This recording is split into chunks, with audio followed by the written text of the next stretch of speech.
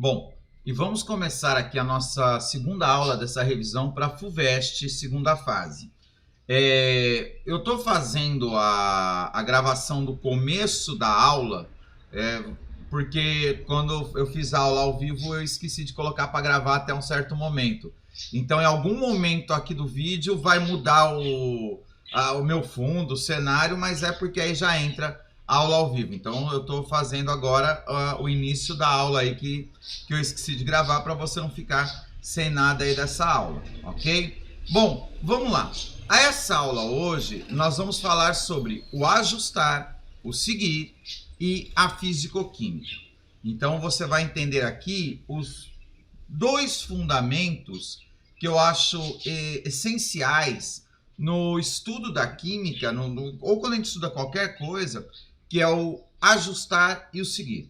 Na aula anterior, na aula 1, se você viu, eu falei do fundamento focar, que é quando você define onde você quer, né, onde você está e onde você quer chegar. E aí, depois do focar, você fez a definição, vem o ajustar e o seguir.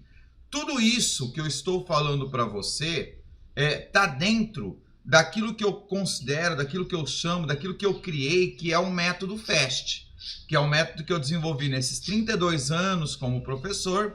E eu falo, se você quer aprender qualquer coisa, não é só química, tá? Eu estou falando aqui da revisão de química, mas é química, física, matemática, geografia, história, qualquer coisa. Você vai se preparar para o vestibular. Primeiro você tem que focar, depois ajustar, depois seguir e no final triunfar, o elemento triunfar que a gente comenta aí na aula de amanhã, na aula 3. Se você quer conhecer um pouquinho mais sobre esse método, tá aí o site, tá? professoreves.com.br/FAST-Química, e lá tem detalhes sobre o método FAST, sobre os fundamentos, tudo mais, como que é feito esse curso de química, como que isso é explicado para você. Mais uma passada rapidinha aqui para você entender.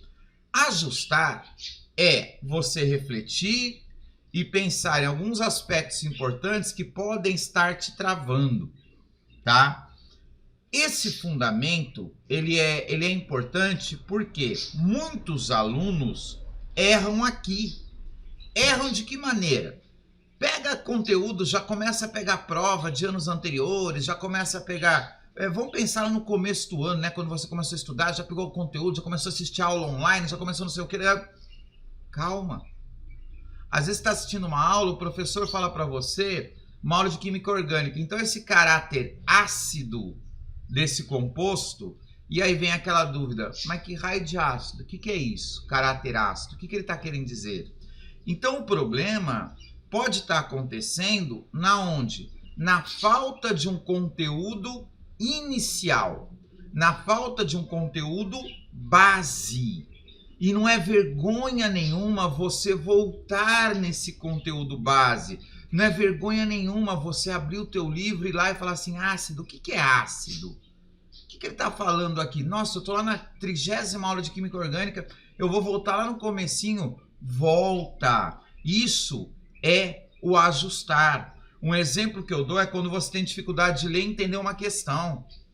Pode ser que é o conteúdo básico que está faltando aí. Quando você não percebe que tem palavra que está indicando equação ou fórmula. Então está te faltando o quê? Esses ajustes. E sabe onde que eu aprendi isso? Onde que eu aprendi que eu tinha que voltar no base, na base para poder entender isso? Na faculdade. Na faculdade. Logo no meu começo, no meu primeiro ano de faculdade, tinha uma maldita de uma matéria chamada geometria analítica. Geometria analítica. Claro, mas essa matéria a gente tem no ensino médio. Então, exatamente. Só que eu era um aluno de escola pública. Eu estava vindo da escola pública. E o que você acha? Qual é a possibilidade de eu ter aprendido geometria analítica na escola pública? Zero. Eu nem sabia que raio de geometria analítica era essa, né? Eu não sabia, eu não precisei dela. Eu acabei passando no vestibular e não precisei da GA, porque naquele ano não caiu nada de GA, né? E aí eu chego na faculdade e me deparo com a GA. Professor Acra. Ensinava muito bem, inclusive, GA. Só que eu não tinha a base. Eu fiquei um mês batendo cabeça com essa GA. um mês. Aí eu me toquei, falei, peraí, essa GA é matéria base. O que está me faltando é a matéria base. Se está me faltando matéria base, eu vou na base. O que eu fiz? Larguei os livros que eu tinha de faculdade, que eu estava querendo já aprender por ali. Procurei livros de ensino médio, que tinha a matemática do ensino médio, a matemática base, e fui aprender geometria analítica do comecinho. Foi ruim para mim fazer isso? Não, no começo parecia que era, mas não foi, foi maravilhoso, porque de uma vez por todas eu entendi GA, as aulas começaram a ter lógica. Então, às vezes é isso que te falta. Então, quando eu falo ajustar, tá? É exatamente isso, é ter o seu glossário. Volte lá e veja aquele conteúdo que você precisa, aquele conteúdo inicial. O outro fundamento do método FAST é o seguir. O seguir agora é o quê? É você avançar com técnicas próprias. No caso, eu criei técnicas exclusivas que eu tenho no meu curso, que tenho no curso Método FAST, Tutorial de Química Método FAST. Lá no curso eu tenho essas técnicas, e são técnicas que fazem o quê? Criam analogias entre aquilo que eu estou ensinando, e o dia a dia. Por exemplo, uma das técnicas é o suquinho da vovó, que inclusive a gente vai aplicar ela hoje em algumas questões aqui nessa revisão.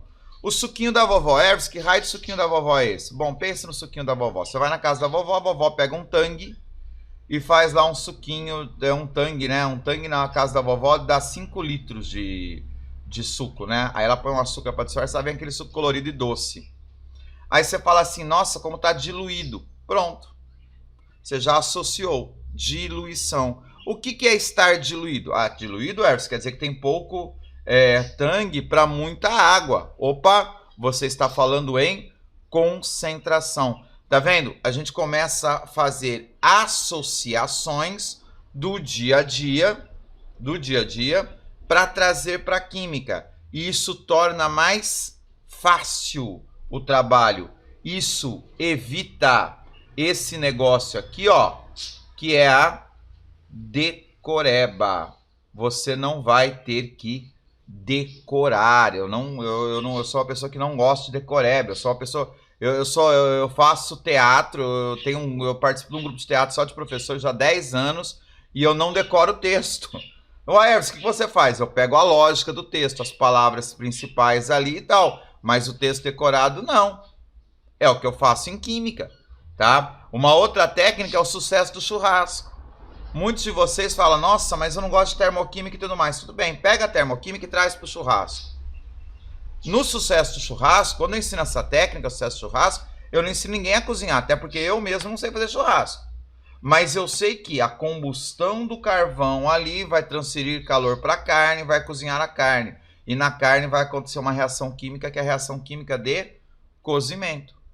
Então é isso que você deve fazer nesse momento aqui. Essa é a lógica, tá? Então o fundamento seguir é você associar tudo que você está aprendendo a coisas do dia a dia. E você não decora, você evita a decoreba. Tem uma frase que eu gosto de dizer muito para os meus alunos no meu curso, né? Que é: decoreba tem prazo de validade. Tem prazo de validade. Ah, como assim prazo de validade? Prazo de validade. E geralmente prazo de validade é o dia da prova, ou antes da prova, né? Aí chega na prova e você não lembra. Então não faça decorebas. Faça analogias. Faça analogias com coisas do seu dia a dia. Fechou? Depois, na hora que terminar essa aula, dá um pulinho lá no site, conheça um pouquinho lá o FAST Química, indique, se você gostou das minhas aulas, da minha revisão, indique o FAST Química para os amigos que vão prestar vestibular, né? Indica para eles, é um curso que está aí, até dia 15 a gente está com valor anual de virada de ano, né? 50% off, depois você indica lá para os amigos. Se você não gostou dessas aulas e tudo mais, então indica para os inimigos, né? Põe os inimigos lá para sofrer comigo. Então é isso. Indique para os amigos ou para os inimigos. Mas vamos lá, depois eu mando para vocês lá o link. Ó, tem dois, eu vou até anotar aqui. Vocês veem que eu não decoro, né? O YouTube Matemática, eu vou lá mandar para vocês, e o FAST. Mas eu vou mandar também a aula, a gravação, tudo mais, como a gente fez hoje. Beleza. Lembra desse gráfico aqui? Desse gráfico de pizza? Né? Onde nós conversamos sobre química geral. Mas é aquilo que eu falei. Você viu que tinha uma questão de química geral, mas tinha química orgânica no meio. Química geral, mas tinha conceito de físico-química. Então, é bem assim. A gente até separa, mas não é algo, né, que funciona. Bom, físico-química pura, 35% da prova. Então, 1/3 da prova está aqui nesse bate-papo, nessa conversa nossa aqui hoje, tá? Quais são os conceitos que mais aparecem na FUVEST na segunda fase? Eu vou, de novo, separar em blocos. O primeiro bloco é o bloco das soluções. Então, são esses assuntos aqui que está dentro do bloco soluções. Então, primeira coisa, saber o que é uma solução, tá? Ter a ideia da curva e de coeficiente de solubilidade, as expressões de concentração, diluição, com aumento de concentração, aqui. Tudo isso daqui é aquela técnica que eu falei lá, ó. É suquinho da vovó. Aqui é a técnica suquinho da vovó, tá? É a técnica.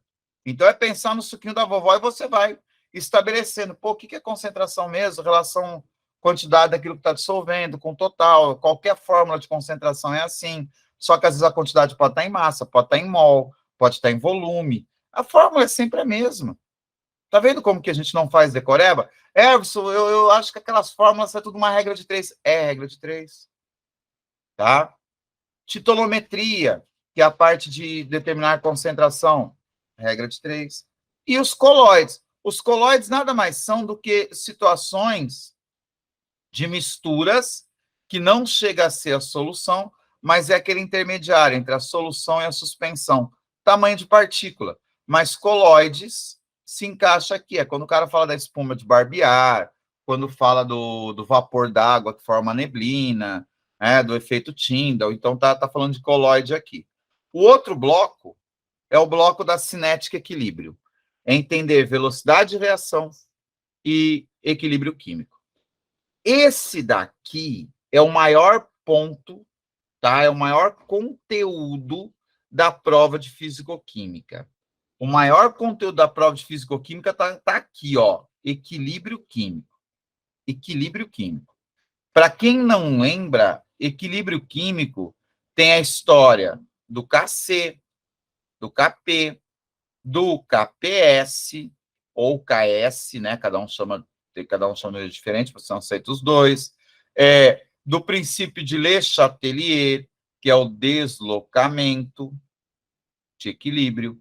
Entra aqui em equilíbrio o pH. Então, o que é pH? Cálculo de pH. E ainda um assunto não muito comum, tá? Se você não lembra, não se preocupa com ele, não é comum aparecer em prova, que é o hidrólise salina. O hidrólise salina ele fica mais concentrado numa primeira fase, tá? Então, não é um assunto... A hidrólise salina é aquela história, olha, o sal é formado de ácido forte e base fraca, deixa o meio ácido, prevalece sempre o forte. Hidrólise salina. Mas aqui, ó, aqui é onde a gente tem a parte de cálculo, entra cálculo estequiométrico, dá para brincar bastante com equilíbrio químico nesse aspecto. E outros 3 assuntos, tá, que não se conectam, mas que podem estar nesse meio: termoquímica, eletroquímica e radioatividade. Termo é aquilo que vocês falaram, inclusive eu coloquei até uma questão aí, a gente vai ter hoje uma questão de termoquímica, de eletro, e radioatividade, ela está aparecendo muito nos últimos anos. Então, eu não duvido da gente ter, de novo, uma questão de radioatividade esse ano, tá?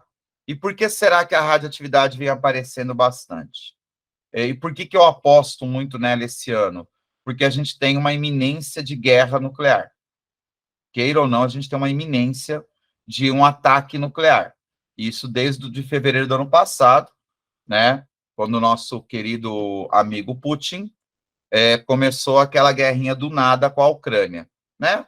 Sei lá quais são os motivos dele para guerrear, tá lá guerreando com a Ucrânia.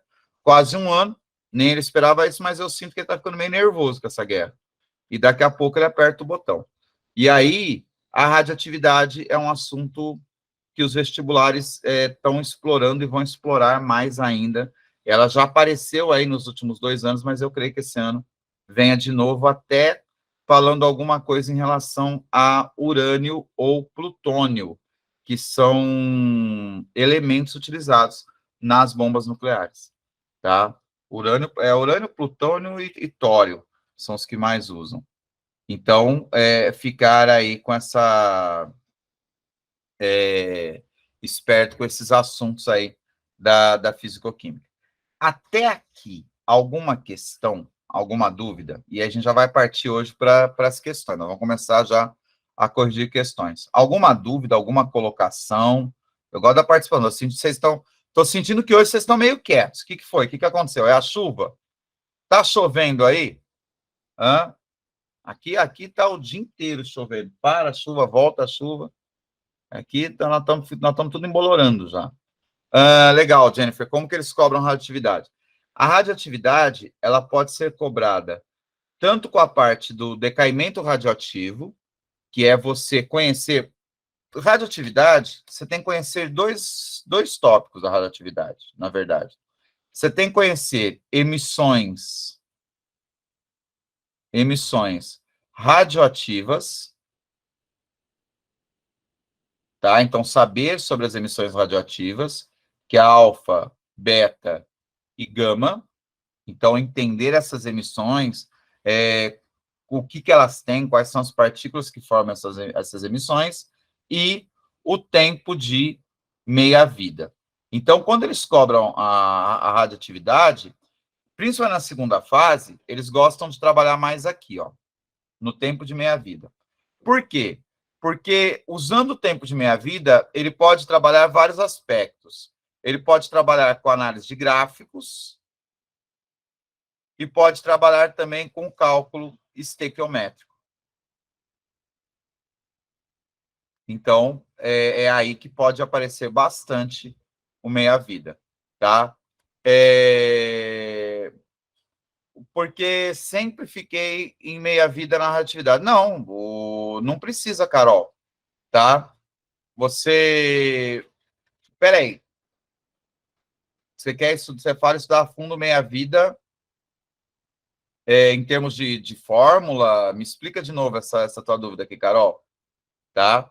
Porque meia-vida não, nossa, de jeito nenhum. Não até arrepiou de você falar das fórmulas de meia-vida. De jeito nenhum. De jeito nenhum. Sabe o que é meia-vida? Dividir por 2. Dividir por 2. Nossa, mas aí o cara falou em 10 meias-vidas. Então, se ele falou em 10 meias-vidas, ele falou o seguinte, ó, você tem 50 gramas de urânio. Eu vou fazer um exemplo aqui. Deixa eu pegar uma lousa aqui, peraí, ó. Você tem 50 gramas de urânio. Aí ele fala que a meia-vida desse urânio é de 2.000 anos. Aí ele pergunta para você assim, quanto tempo vai demorar para chegar em 1,25 gramas? Uai, meia-vida divide por 2? Legal. 25 gramas, 12,5 gramas, 6,75 gramas, 3,8, 3,9 gramas. Tá vendo? Eu vou indo até chegar aqui, ó. Eu vou dividindo por 2. Como eu tô vendo de cabeça, você vê que não vai dar muito certo. Não cheguei no valor certinho. Vai, dividiu por 2 aqui. Deixa eu só corrigir aqui a pergunta, ó. 1,95, ó. Tá vendo? Aí você faz do 1, 2, 3, 4. Nossa, foram 5 meias-vidas. 5 vezes 2.000 Então, vai demorar 10 mil anos. Pronto. Pronto. Você foi dividindo por 2 até chegar onde ele queria e conta quantas meia-vidas passou. Nossa, Erson, mas se eu soubesse a fórmula, era só aplicar na fórmula e eu chegaria em 10 mil anos rapidinho. Exatamente. Agora me responde. O que você sabe com certeza? A fórmula ou dividir por 2? Por isso que eu prefiro que vocês nem lembrem, nem se preocupem com aquelas formas. Se tiver que dividir por 2 é uma coisa que ninguém esquece, tá? Então, é desse jeito. Ai, mas na hora da prova eu vou demonstrar que eu não sei. Não, isso não tem. Para o corretor, isso não tem nada a ver. O corretor quer que você resolva, tá? Tem até uma situação que vocês até vão ver hoje, eu até comentei isso ontem já, né? Que eu falo com os meus alunos, eu falo assim, procure simplificar o máximo possível. Não fique fazendo continha de muita casa após a vírgula, em detalhes e tudo mais. Quem faz muita continha não é valorizado no vestibular. Quando eu falo isso a primeira vez em sala de aula, tem aluno meu que fala assim, Erson, pelo amor de Deus, eu fiz a conta lá, meu colega fez a conta aproximando. Ele não sabe, ele fez aproximando. Então, quem faz a conta aproximando sabe mais do que quem faz a conta certinha, porque quem faz a conta certinha demonstra insegurança. E o que eles querem lá na universidade? Pessoas que têm segurança com os números. Pessoas que saibam raciocinar. Então, às vezes, você fazer dessa maneira, está demonstrando o seu raciocínio, e não a decoreba. Isso faz diferença. Olha que interessante. Né? A gente tem uma outra, às vezes a gente tem uma visão diferente, né? E é isso. Isso é meia vida. Não precisa se preocupar com as formas, tá, Carol? Vai no dividir por 2, que dividir por 2 é uma coisa que eu sei que você vai lembrar sempre. E por falar em radioatividade, o primeiro exercício já trabalha com radioatividade, tá? Primeiro exercício já tá aí, ó. Acidente do Césio, que ocorreu em 1987. A cápsula foi aberta inadvertidamente e continha 92 gramas de cloreto de césio 137. Gente, você já ouviu falar muito desse acidente de Goiânia, né? 87, 22, 35 anos. Daí, ó, o pessoal gosta de comemoração de data, hein? 92 gramas de césio 137. Esse isótopo de césio sofre decaimento do tipo beta. Ó, tá falando de decaimento, ó. Tipo beta.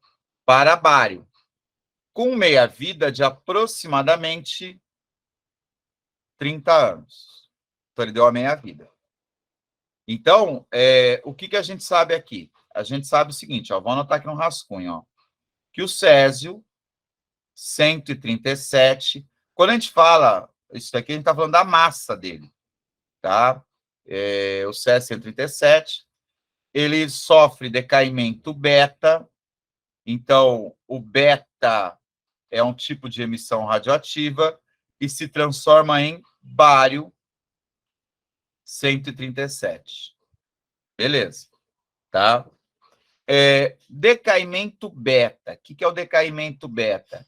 É aquele formado por um elétron.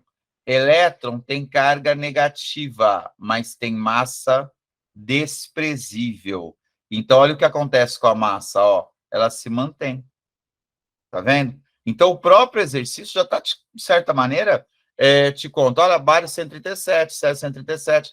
Então, já te dá aquela coisa, opa, é a beta. A beta é que a massa é desprezível. É o elétron. Ela só altera a carga, tá? Bom, legal. E ele fala que o tempo de meia-vida do césio, 30 anos.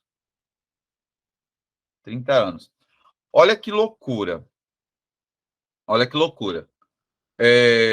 87 para cá são 35 anos. Me ajuda aí. É isso mesmo? A gente começa... 35 anos. 35 anos. O césio passou só pela primeira meia-vida.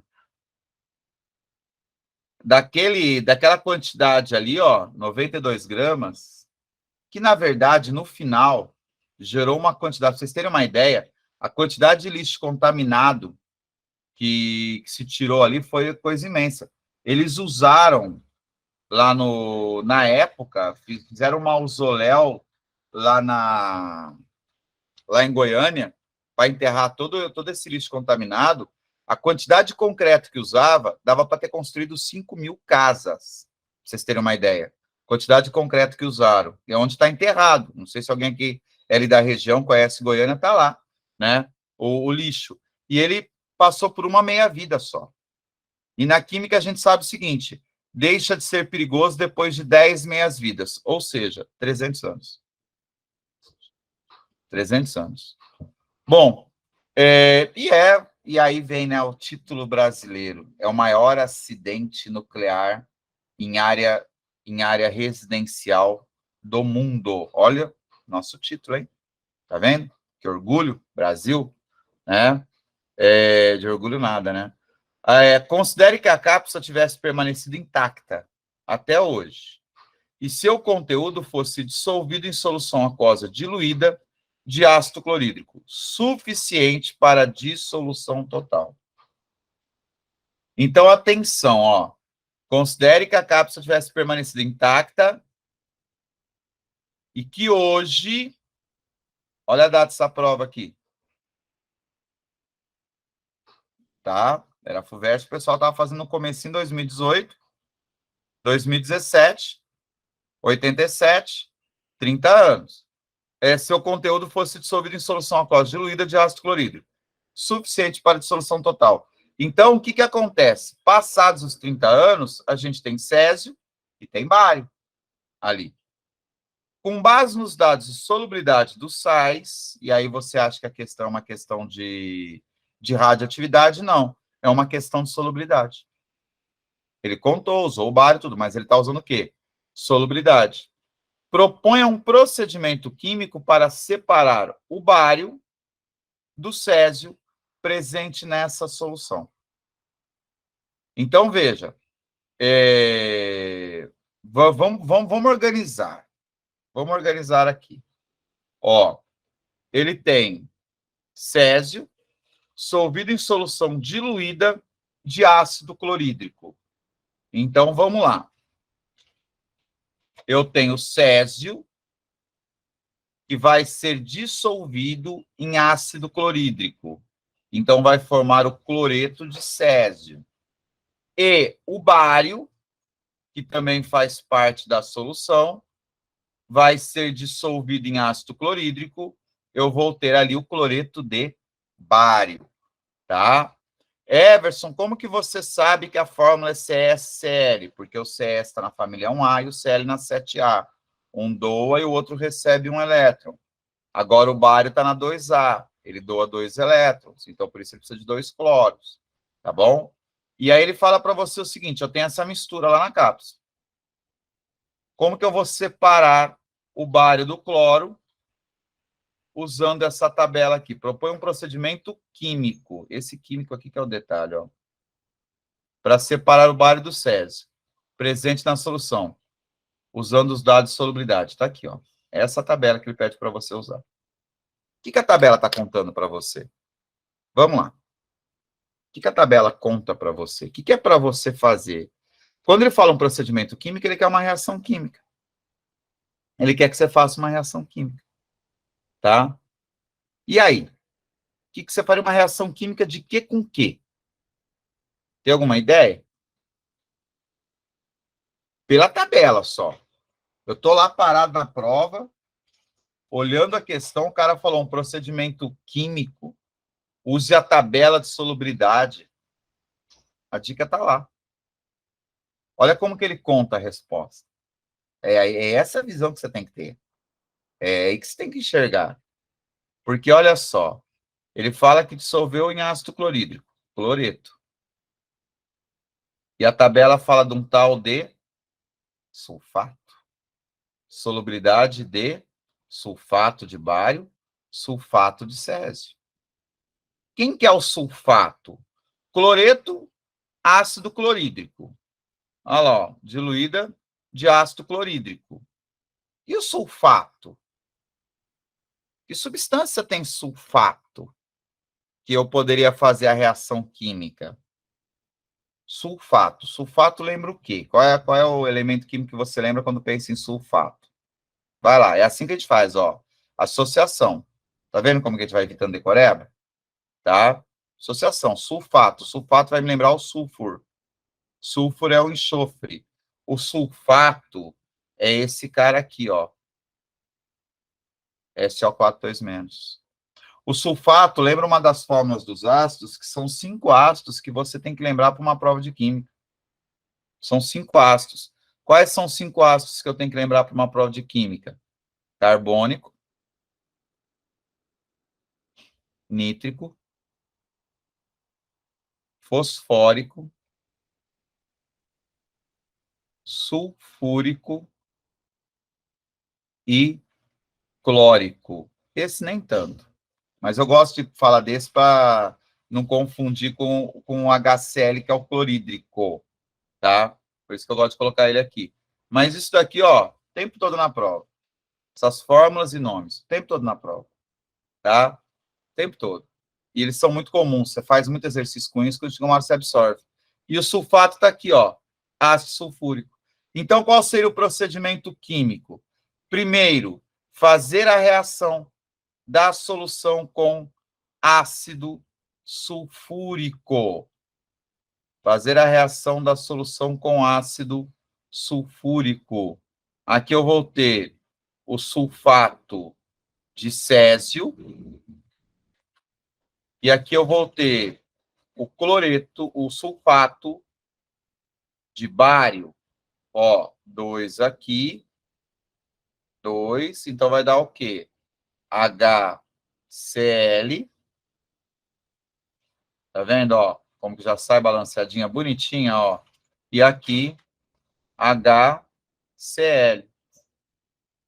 Everson, como que você sabe que é essa reação? Porque essa reação é a reação de um sal com um ácido. E essa reação ela vai gerar outro sal e outro ácido. É a famosa reação de dupla troca. Olha lá. É a famosa reação de dupla troca. Sal e ácido dá outro sal e outro ácido. Tá vendo? Volta lá na química geral, ó. Estamos voltando na química geral, estamos voltando em reação química. Estamos voltando em identificação de funções. Por isso, é esse ciclo que a prova de segunda fase faz. Não é um único assunto. Tá, legal, Everson. Adicionei ácido sulfúrico. Mas o que tem a ver com aquela dica que ele deu com aquela tabela? Dá uma olhada aqui. Ele está falando em solubilidade. O sulfato de bário é muito menos solúvel que o sulfato de césio. Então, o que vai acontecer? Você vai fazer a adição de ácido sulfúrico. Então, você tem a mistura. Você faz a adição de ácido sulfúrico e você tem os 2 sais de sulfato, o sulfato de césio e o sulfato de bário. Porém, esse cara aqui, ele é pouco solúvel. Se ele é pouco solúvel, ele vai precipitar. Então, esse fica dissolvido e esse aqui vai ficar sólido. O que eu faço agora?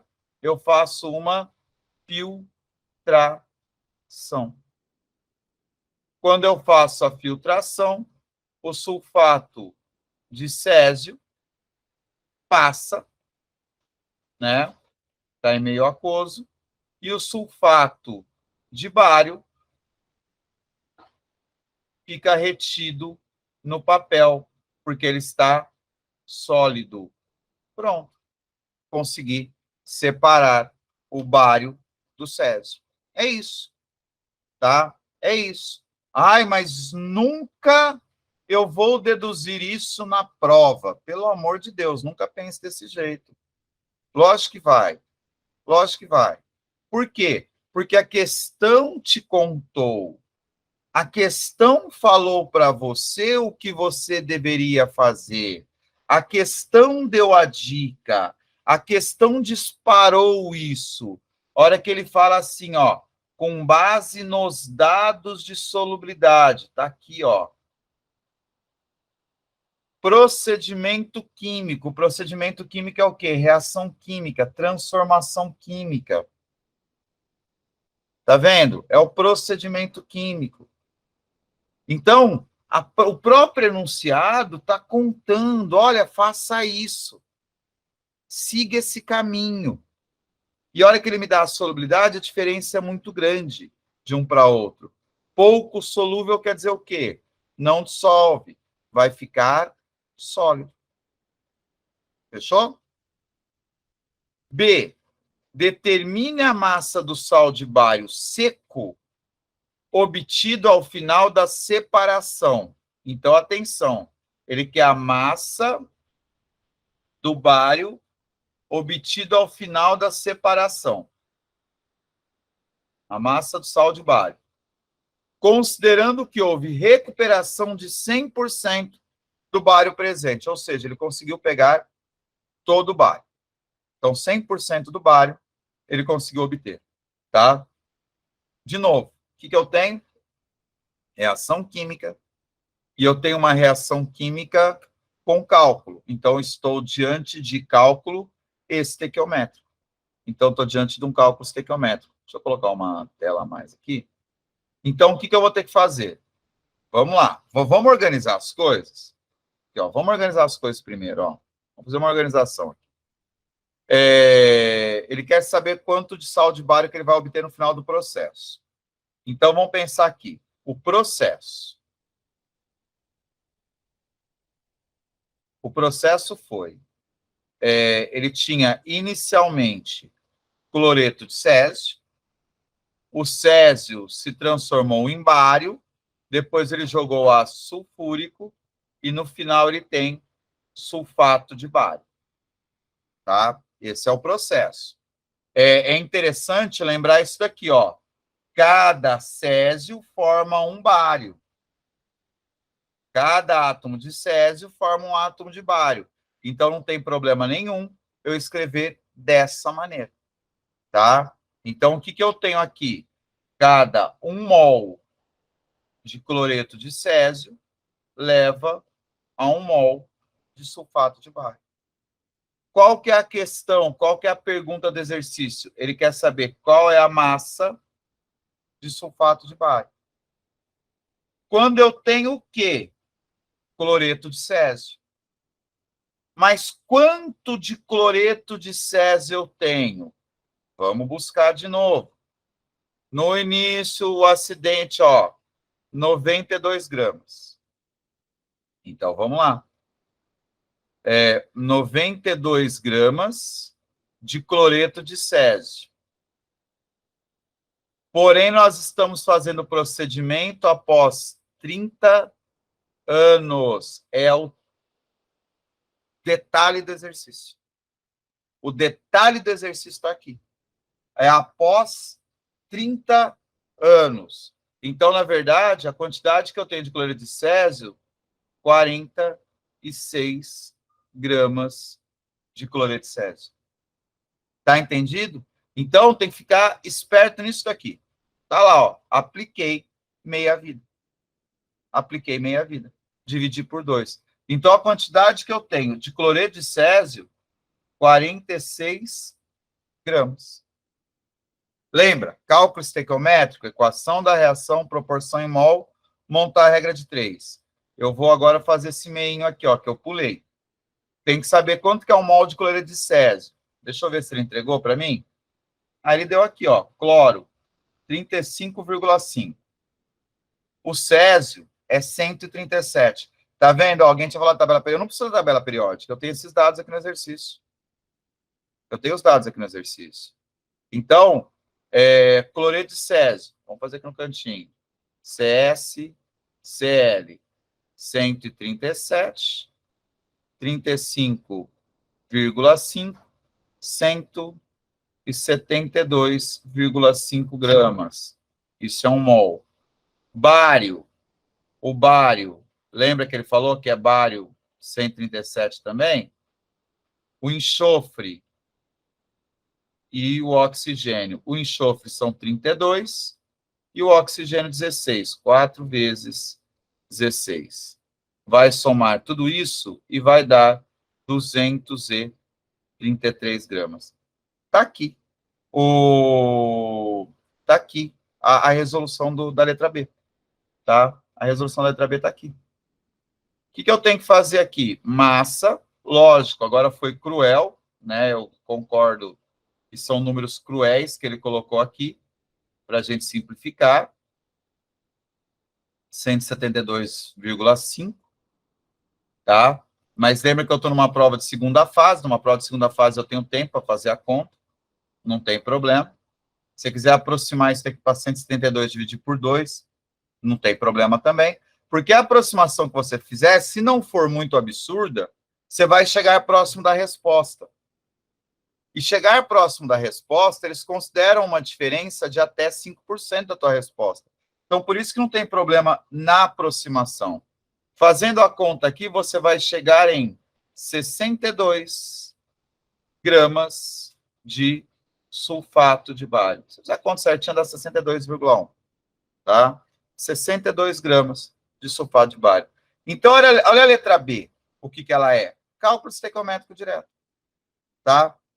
Tem alguns que pegam esse exercício e pensam assim: eu tenho que desvincular o césio daqui para saber quanto que tem, porque é ele que vai dar meia-vida, então tem que calcular a porcentagem do césio na fórmula, para depois calcular meia-vida e tudo mais. Legal.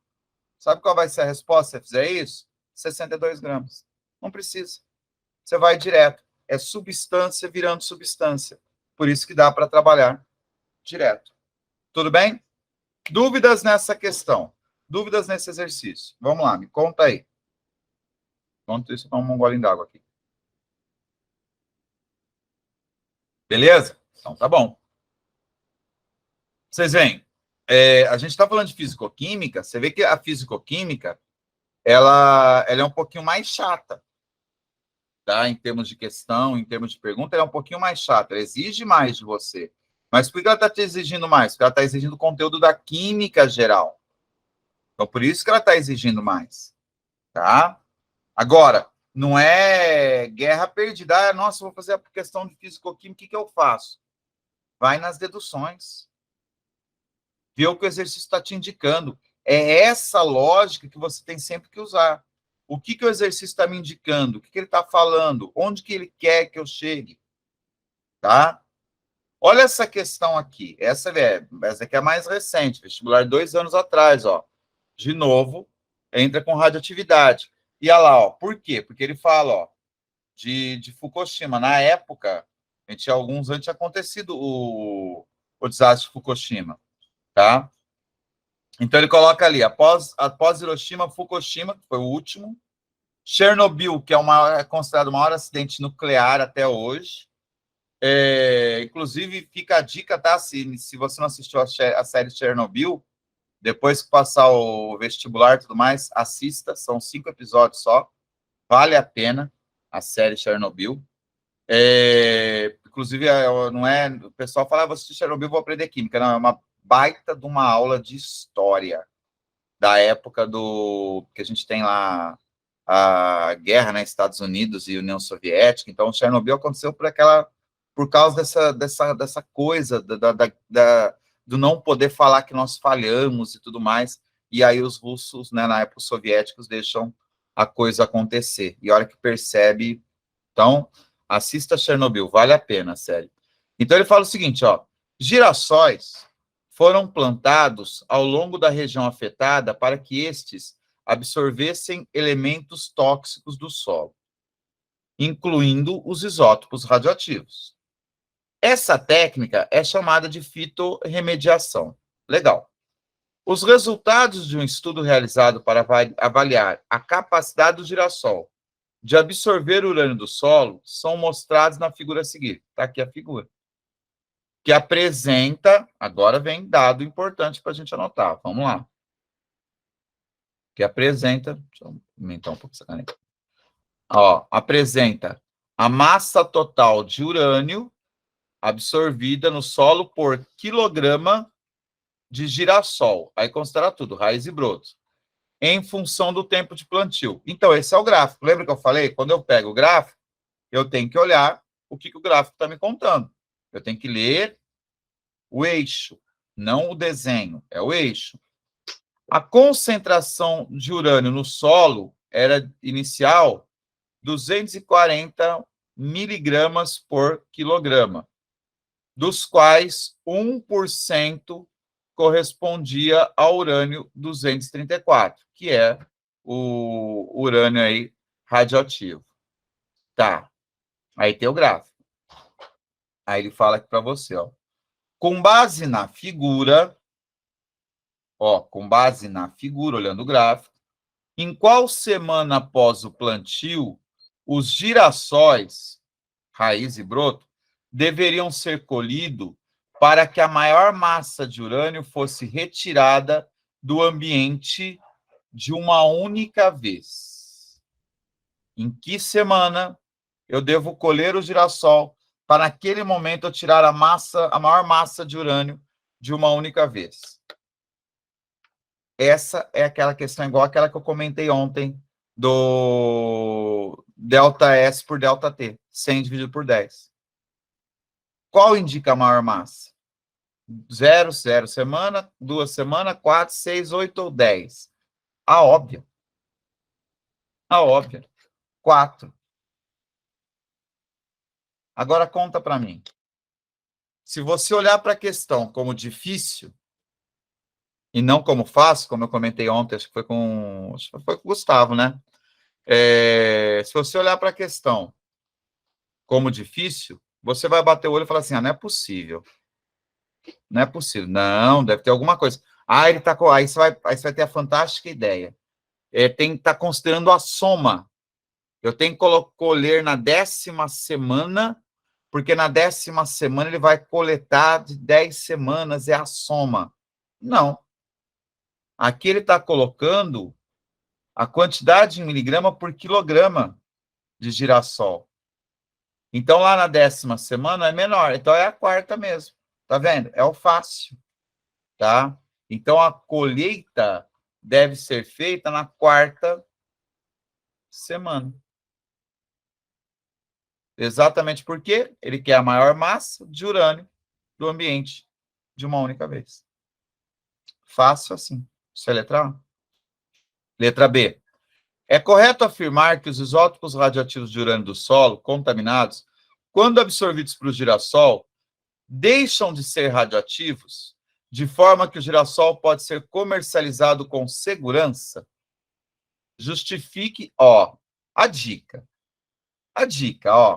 Justifique com base no tempo de meia-vida.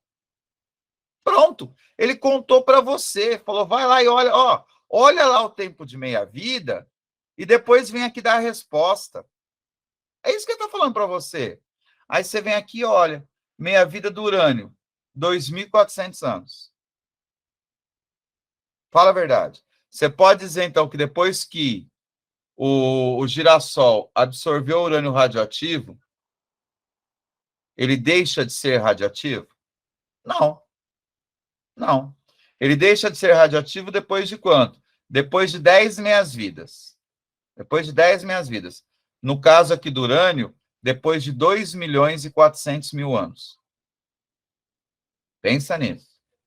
Depois, o que a usina nuclear usa deixa de ser perigoso, deixa de ser lixo nuclear, lixo radioativo, depois de 2.400.000 anos. Por isso que o grande problema da usina nuclear é onde que eles colocam o lixo radioativo. Por quê? Olha o tanto que acumula.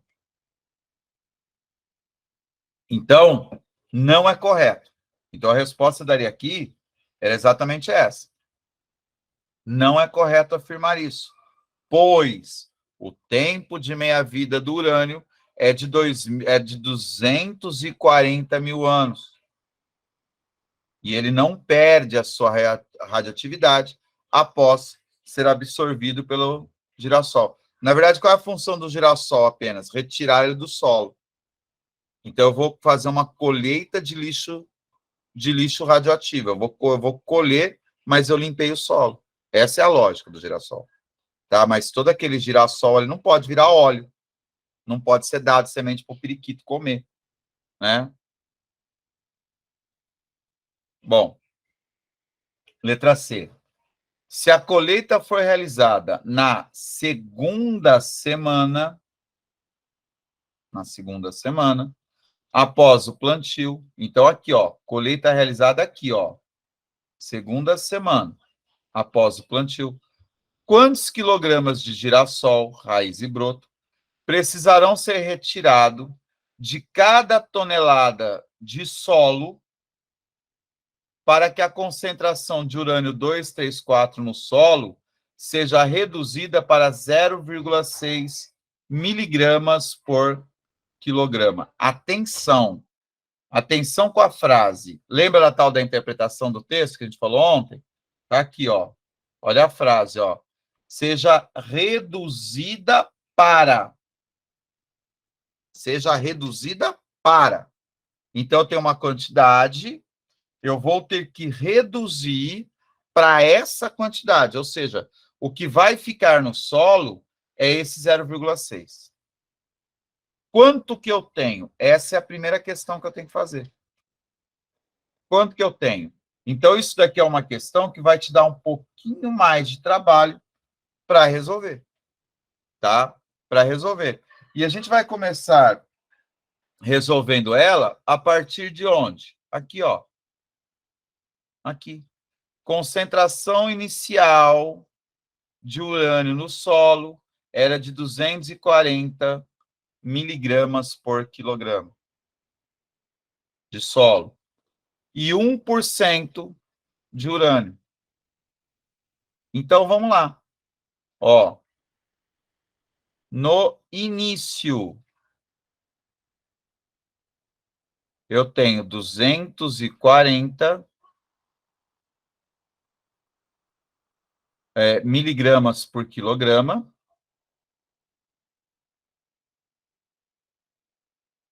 Miligramas por quilograma de solo. Tá? Essa aqui é a quantidade de solo. E disso daqui, 1%, ou seja, 2,4 miligramas por quilograma é urânio 234. Então, tá lá, ó. Ele tem esse início, 1% é urânio 234. Legal. 234, esse é um 9 aqui. 234. Lembra?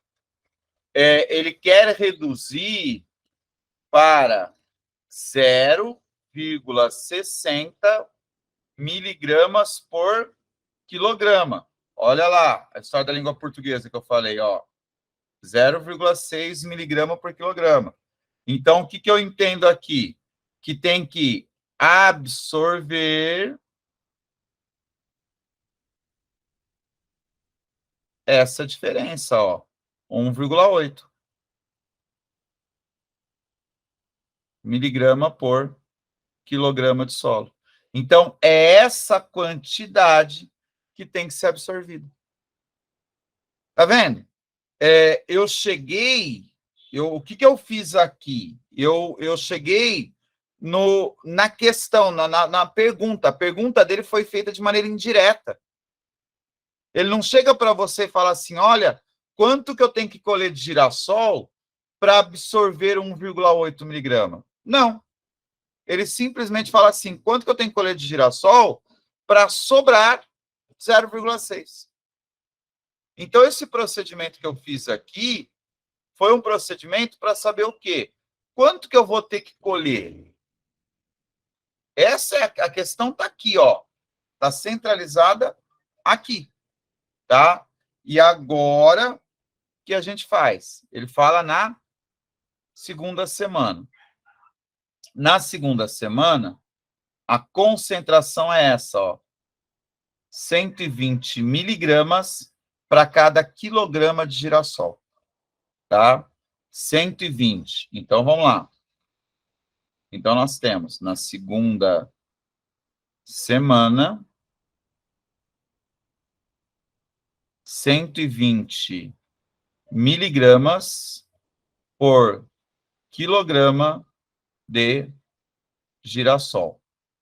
Tá? Ele fala, né? Broto e tudo mais. Tá. Lembrando que dessa quantidade aqui, de novo, ó, 1% é o nosso amigo. 1,2 miligrama por quilograma de girassol é o urânio 2, 3, 4. Percebe que eu não fico perdendo tempo calculando porcentagem do mais, eu vou direto. Pô, 1% é o quê? Divide por 100, caminho zero, duas casas. É isso que a gente tem que trabalhar. Tá? É isso que eu tenho que trabalhar. Então, essa é a quantidade que é consumida de urânio 234 por quilograma de girassol. Então, vai agora na questão, ó. Se a colheita for realizada na segunda semana após o plantio, quantos quilogramas de girassol precisarão ser retirados de cada tonelada de solo para que a concentração seja reduzida para 0,6 miligramas por quilograma? Então,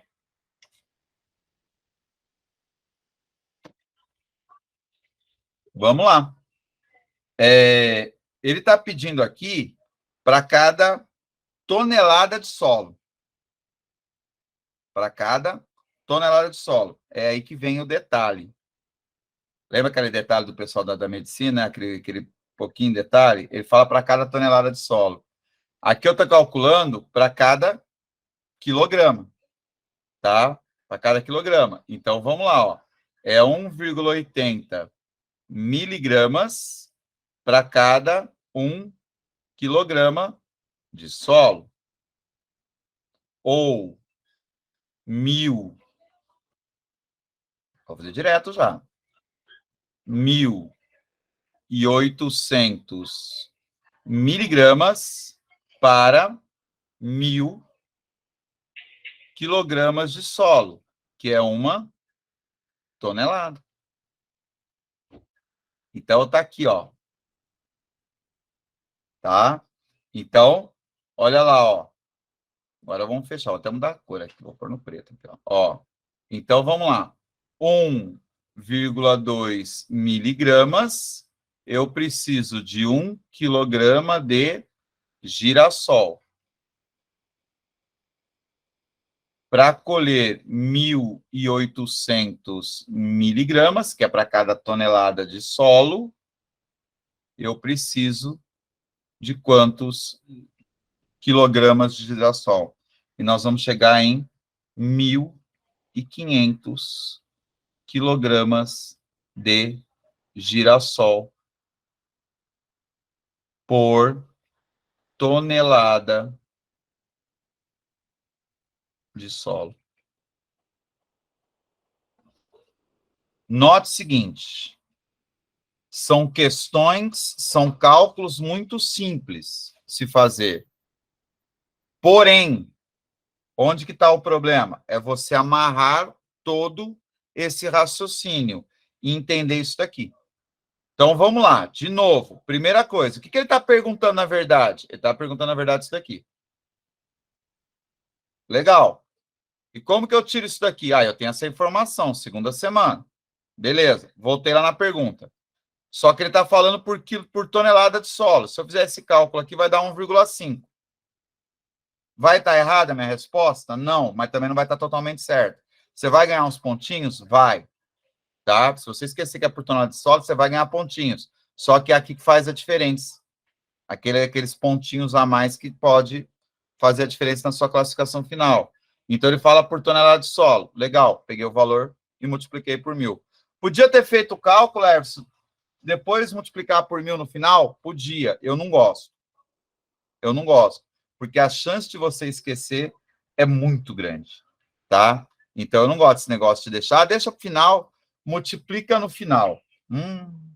Eu, particularmente, não gosto muito disso, não, tá?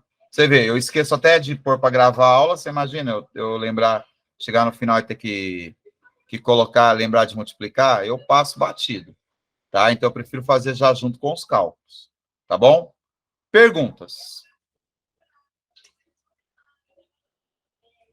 Dúvidas? Não? Comente, vocês estão aí ainda? Tem gente aí ainda? Vocês estão aí? Tá, legal, tá? Então, tá bom. Então, seguimos. Ó, questão de deslocamento de equilíbrio. Eu vou fazer o seguinte, eu vou passar, eu vou deixar essa aqui daqui a pouco, a gente acabou de fazer uma com muito cálculo, eu vou passar para essa daqui, que ela não tem, ela até tem cálculo, mas é um pouquinho mais light. Vou fazer essa aqui, depois a gente volta naquela para dar um alívio para o nosso cérebro, para dar uma descansada para o nosso cérebro, porque a gente fez muita conta agora há pouco. Vamos dar uma descansadinha no cérebro. Uma questão mais fácil, termoquímica, tá? Não, calma, não tô... Vai dar certo. Olha só, o tricloreto de nitrogênio, ou tricloramina, é um composto de aparência oleosa muito perigoso, quando puro, pois se decompõe explosivamente, formando N2 e Cl2. Ele era utilizado até sua proibição na década de 1940 para o branqueamento de farinhas comerciais no chamado processo Agene. Atualmente é conhecido como um subproduto tóxico indesejável formado no processo de desinfecção de piscinas. Ele se forma, por exemplo, pela reação do cloro, usado na piscina, com a ureia, proveniente da urina de nadadores que as utilizam. Olha lá, ó, perigo. Ó. Fazer xixi na piscina nunca mais, hein? Tá vendo? Pode se matar por causa disso. Vai ser o xixi mortal. Nossa. Represente a molécula do NCl3 utilizando a fórmula de Lewis. Olha de novo aí. Utilizando a fórmula de Lewis. E olha como que ele fornece o dado agora. Olha lá, lembra que ontem ele entregava para você a distribuição eletrônica. Agora, olha como que ele fornece o dado, ó. Ó, elétrons na camada de valência. Nitrogênio 5, cloro 7. Fechou? Então, elétrons na camada de valência. Perfeito. Então, eu vou montar a estrutura. Então, o nitrogênio no centro. Vamos lá. Nitrogênio no centro. 5 elétrons. Dica, tem 5. Sempre procure montar par. Mas 5 não dá para montar par. Dá para montar um par e 3 fica isolado. Por que você deixou 3 isolado? Porque de 5 para 8 falta 3. Então, eu já deixo isolado as ligações. O que não está isolado, que não vai fazer ligação, forma parzinho. É sempre assim que a gente monta a fórmula de Lewis. Tá? Cloro. O cloro, eu vou representar o elétron dele por bolinha. O cloro 7 para 1, para 8 falta 1. Então, ele faz uma ligação só. E o restante, olha lá, ó, tudo em par, ó. Tudo em par. O outro cloro faz a ligação aqui e o restante, tudo em par. O terceiro cloro fazendo a ligação e o restante em par. Pronto. Está aqui a fórmula de Lewis que foi pedida pelo exercício. Era isso, tá? Era isso que ele queria. Letra B. Escreva a equação balanceada para decomposição. Olha a dica. Decomposição. O que é uma reação de decomposição? É uma reação quando você tem um único reagente e vários produtos. Isso é decomposição. Então, eu sei o que é uma decomposição, tá? Então, eu tenho esse composto, NCl3, decomposição, tá aqui, eu grifei no lugar errado. Ó, decomposição formando N2 e Cl2. Então, ele está te entregando tudo pronto. Ele está te entregando tudo pronto. Então, ele quer a equação do NCl3 gerando, ele contou, N2 e Cl2. O que você tem que fazer agora? O balanceamento. Eu vou balancear por quem? Pelo cloro, que tem os maiores índices, os maiores números. Então, eu ponho um 3 aqui e um 2 aqui. Já ficou 2 nitrogênio, pronto. A equação está balanceada. Legal. Aí vem aquele detalhe mortal. Acabou a letra B? Não. Esse é o problema. Porque ela tem duas perguntas. A gente faz a primeira, já está satisfeito e vai para a letra C. Volta e lê se realmente você fez tudo que tinha que fazer. Tá? Qual o número de oxidação do nitrogênio? No reagente e no produto. Beleza. O que a gente sabe? Substância simples, o NOx, que é o número de oxidação, é 0. Substância simples. Por quê? Porque ele não doa e não recebe elétron de ninguém. Toda substância simples, NOx é 0. Composto químico. Quando a gente vai falar em composto químico, tem uma regrinha. Na verdade, tem algumas regrinhas, e uma delas é elemento da 7A, quando forma composto, a carga dele é -1, composto binário, ele e outro elemento. A carga dele é -1. Pô, tem 3 cloros. Então, quer dizer que a carga do nitrogênio é mais 3. Pronto. Era isso que ele queria. O nitrogênio antes e depois da reação. O que aconteceu aqui? Está indo de mais 3 para 0. O NOx está diminuindo. Então, aqui está ocorrendo uma redução. Pronto. Tá? Então, é isso. Então, letra B concluída. E agora vem a termoquímica. Calcule a entalpia da reação de decomposição, essa reação que a gente acabou de fazer, considerando os valores de energia de ligação fornecidos. Está aqui a tabela. E aí ele pergunta, a reação é endotérmica ou exotérmica? Demonstre seus cálculos e justifique sua resposta. O cálculo vai justificar isso. Então, eu vou pegar essa reação, vou até fazer aqui, ó. Letra C. Vou repetir a reação. N. Só que eu vou fazer o seguinte, como ele quer energia de ligação, eu vou fazer o seguinte, eu vou pôr aqui na outra tela. Ó, 2N, Cl, Cl, Cl, dando N2 e 3Cl2. Por isso a importância do balanceamento. Legal. O que vai acontecer aqui? Aqui acontece quebra de ligação. Quantas ligações estão quebrando? 3. Porém, a molécula está se repetindo 2 vezes. Então, 2 vezes 3 vezes. Aí vamos olhar a energia dessa ligação. NCl, 200. Legal. 200. Já vou fazer a conta aqui. Vai dar 1.200 kJ.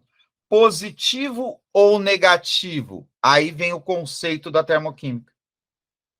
Aí vem o conceito que estabelece o sinal. Para quebrar, eu estou usando energia. Eu estou indo lá e, ó, pá, estou batendo, estou quebrando, estou aplicando energia. Para usar energia, ele é positivo, endotérmico, tá? Então, eu tenho que usar energia. É um processo endotérmico. Quando a ligação química é formada, ela é formada porque o átomo fica feliz, o átomo fica alegre. Quando ele fica feliz, o que ele faz? Ele libera energia de felicidade. Liberar energia é o quê? Sinal negativo, tá? Aqui, nitrogênio com nitrogênio, 940. Então, ó, menos 940. E aqui, 3 vezes cloro, 240.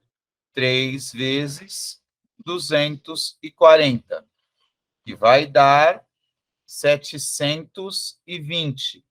Também negativo. Por que negativo? Porque a energia liberada, exotérmica, ele está feliz, está sobrando energia, tá? Então, o que eu vou fazer? Ele quer o ΔH da reação.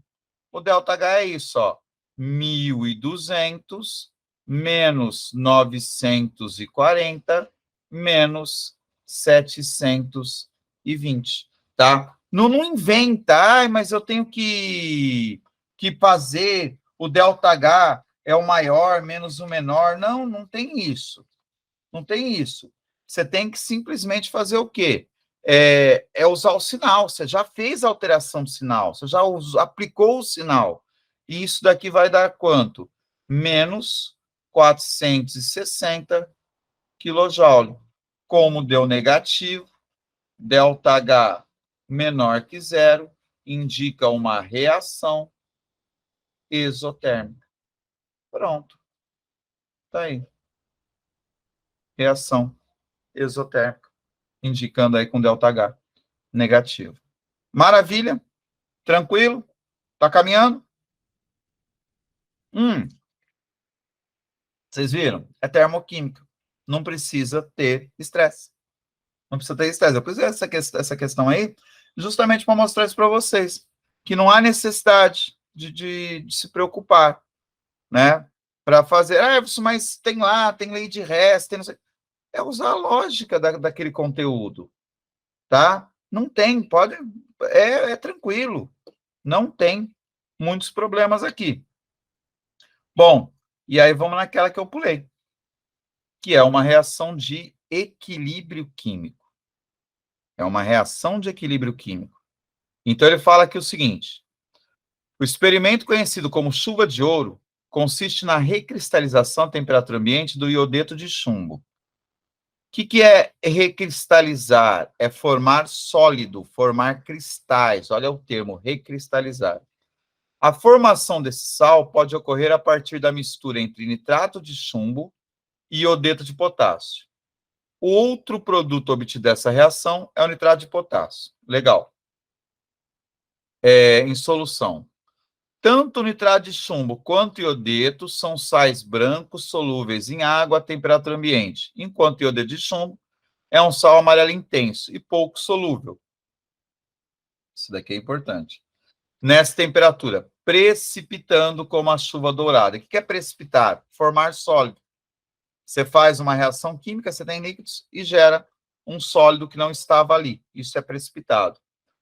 Em um laboratório, o mesmo experimento foi realizado em 2 frascos, ambos com 100 ml de solução 0,1, 100 ml de solução 0,2 de KI, e foram misturados.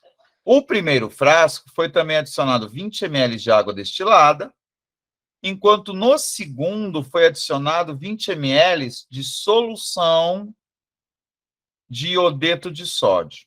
Então, a única coisa que mudou foi essa. O volume final é o mesmo, tá? Então, o volume final nos 2 frascos, você vê que é o mesmo. Só que em um, enquanto ele colocou água, no outro ele colocou a solução. A tabela a seguir apresenta os dados de solubilidade dos produtos da reação em diferentes temperaturas. Legal. Então, isso é importante. Dados de solubilidade. Pode ser que ele vá precisar disso em alguma questão. Vamos ver. Responda os itens a seguir considerando os dados denunciados e o equilíbrio químico do iodeto de potássio. Então, olha lá, está dando um equilíbrio, tá? Vou copiar até o equilíbrio aqui, ó. Pb e 2 em equilíbrio, dando Pb 2 mais 2 e menos. Como ele colocou os estados físicos, então eu vou copiar com os estados físicos: sólido, aquoso e aquoso. Legal. Aí vem a primeira questão. Indique se o procedimento do segundo frasco favorece ou inibe a formação de mais sólido amarelo. O que ele faz no segundo frasco? Ele adiciona iodeto de sódio. Então, olha só. Vamos lá. No segundo frasco, tem adição de iodeto de sódio, NaI. O NaI está em equilíbrio, dando Na mais e I menos. O que vai acontecer? Esse procedimento está adicionando iodeto no equilíbrio. Então, nesse segundo frasco, ele está fazendo adição de íon iodeto ao equilíbrio. Qual é a consequência disso? Aí vem o princípio de Le Chatelier. O equilíbrio químico reage no sentido contrário a uma ação.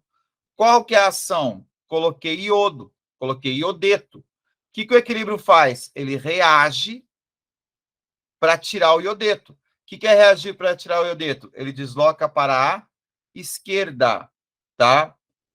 Adição de íon iodeto ao equilíbrio, provocando o seu deslocamento para a esquerda.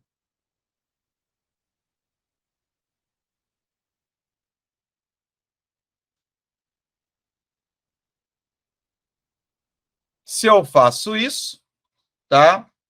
Aumentando a quantidade de PbI2 sólido. Então, vamos na pergunta. Indique se o procedimento segundo frasco favorece ou inibe. Horas, se ele está aumentando, tá? Então, eu posso colocar, ao invés da palavra aqui na resposta, eu posso pôr a palavra na resposta assim, ó. Ó, favorecendo, usando o que ele colocou lá no enunciado, ó. Favorecendo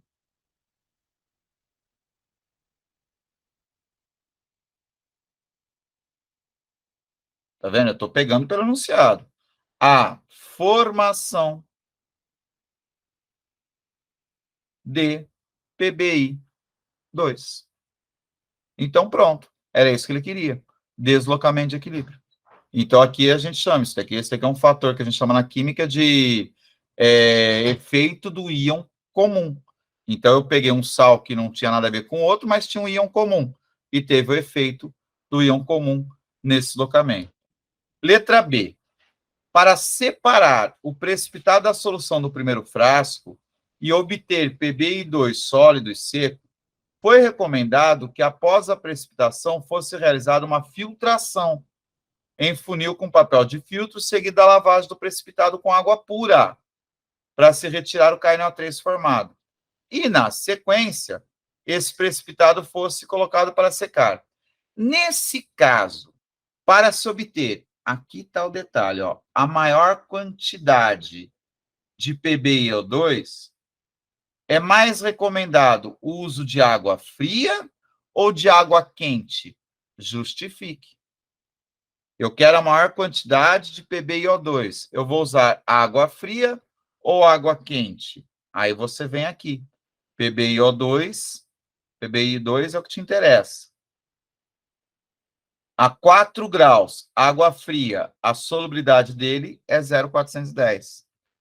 A 80 graus, a solubilidade dele é 3,151.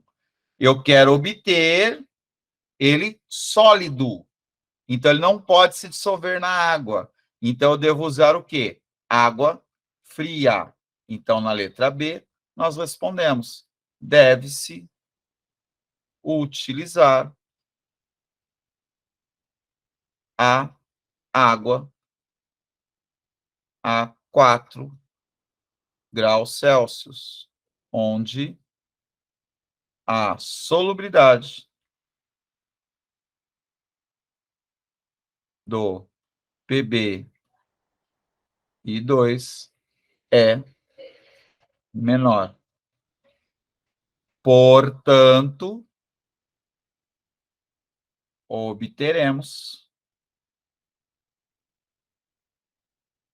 a maior quantidade de sólido. Pronto. Menos solúvel, eu vou obter mais sólido. O sólido não vai se dissolver, o sólido não vai embora.